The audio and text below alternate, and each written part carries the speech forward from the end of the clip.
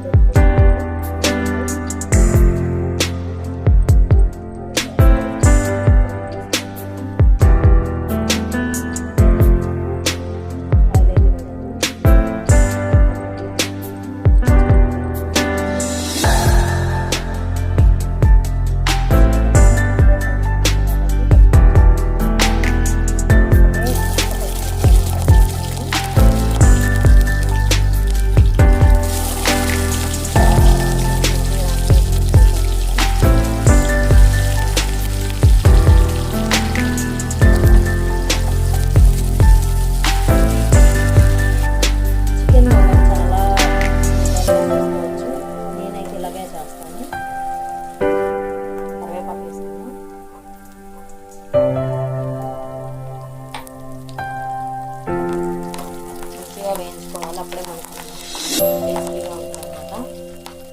ఒక పక్కన చికెన్ తాలింపు అవుతుంది. గోంగూర చూసారా చక్కగా ఉడికిపోతుందో. ఇంకా ఇది ఉడకాలి.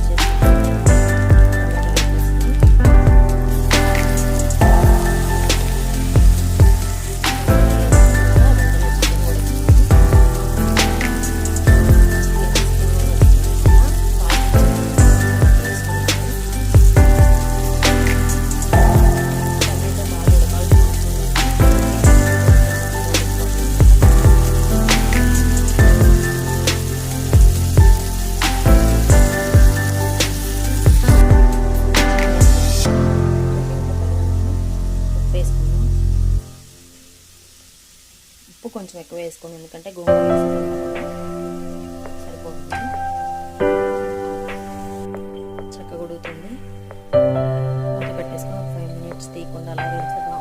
దాంట్లో ఉన్న వాటర్ అంతా బయటకు వచ్చేస్తుంది, చక్కగా ఉడికిపోతుంది. చూసారా?